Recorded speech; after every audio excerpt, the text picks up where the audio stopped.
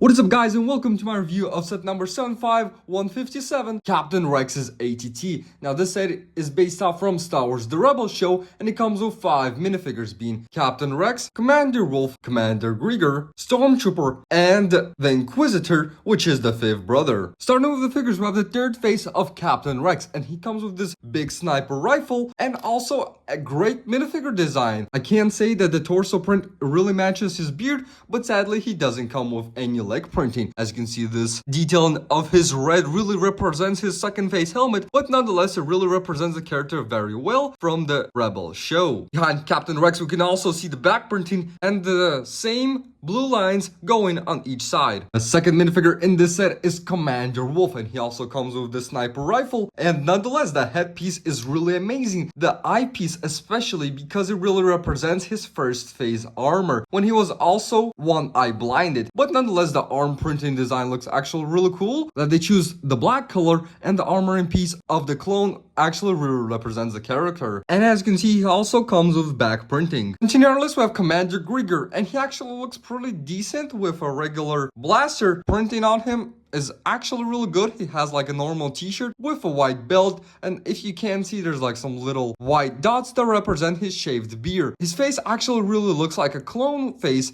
especially like a Boba Fett one, but nonetheless it looks kind of old. He looks kind of tired, I suppose. And at the back we can still see the continuing of his t-shirt. The Rebel Stormtroopers always freak me out, especially with those blue lines, but nonetheless the Stormtrooper also comes with the blaster, and this is the same design which we see in other Star Wars Rebel Stormtroopers.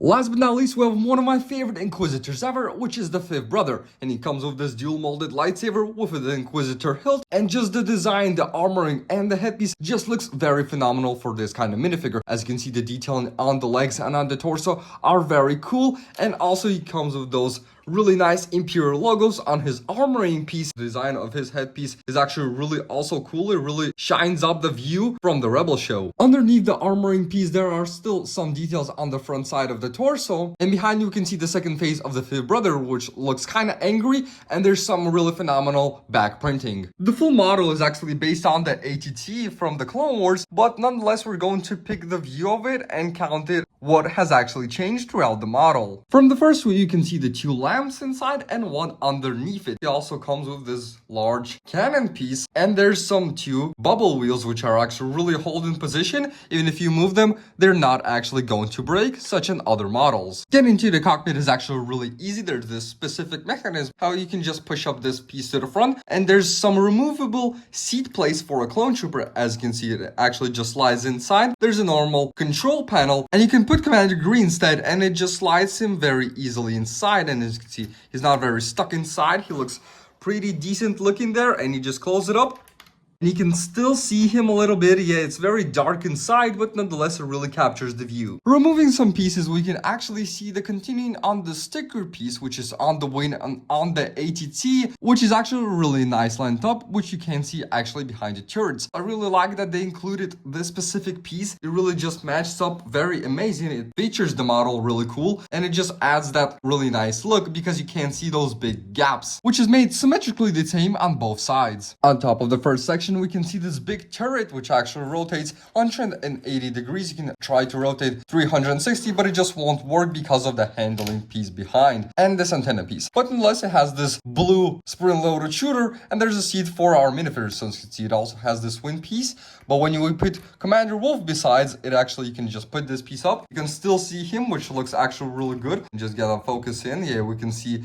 Commander Wolf, but nonetheless the big turret is actually really well made also. Just let's try to shoot our enemies just by flicking the missile, and we missed. The full big turret section, as you can see, it features with unique stickers. As you can see, there's a sticker, there's a sticker, there's a sticker, and there's a sticker, and those weird ladders on both sides. But nonetheless, you can also remove the full section to get a little look on what's underneath it. It actually removes very simple, and there's a little space for storages with the spring-loaded shooters. Also removing it, we can see the full skinny look of the ATT. The full backing of the ATT is actually really good. We can see those 2 sides. We can actually place our minifigure inside, and it looks like some security guards can be going on. As you can see, Captain Rex should guard up this section, Commander Wolf the other side, Commander Green the other side, and it just actually looks really cool. And inside there's this literally specific ladder which you can actually climb up inside the ATT.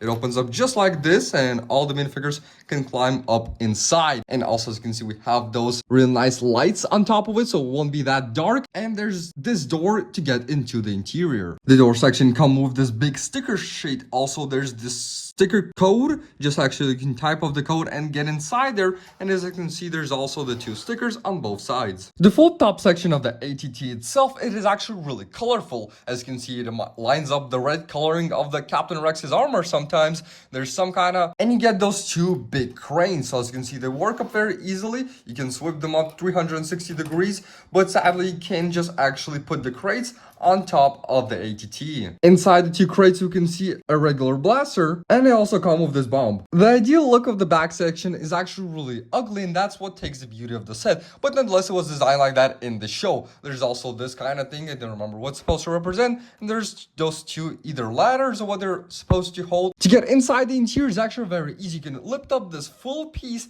and there you go. It's a little bit dark in there, but nonetheless, as you can see, we have the big control paneling with a little control center, and we have those big snails that are inside the desert. Then we have this pair of binoculars on one side, and there's simply nothing going on in the other side. There's, we can see we have a little ladder climb inside, and you can see it also lines up the door. The design of the legs is actually very simple, such we see in other ATTs is just kind of a little bit closed. This swing is kind of off, so as you can see, you can go up in any position you want, so just kind of like a very, I don't know, it's very loose. But the other 4 legs are actually very identical, besides this one. So as you can see, it's fully metallical, and it's actually just kind of really off. It looks kind of old because it just doesn't match the other legs. And what I really enjoy of the new clone vehicles is actually the inclusion of the handle, so you can just push it up from the bottom, and it's actually really easy to hold. So as you can see, you can't hold the full ATT and it doesn't fall apart, so you can sweep it up as you want and it doesn't break a lot. So it's actually a very nice play feature. So this set is actually pretty good. It's not the best, it's not the worst, but the 5 minifigures is actually what really takes the cake, being so exclusive and so unique with the exclusive printing. But the full idea of the ATT is kind of lacking. I know, it just doesn't feel right on my shelf, but nonetheless I think it's a very good set for the time. The minifigures are outstanding. The build is kind of okay,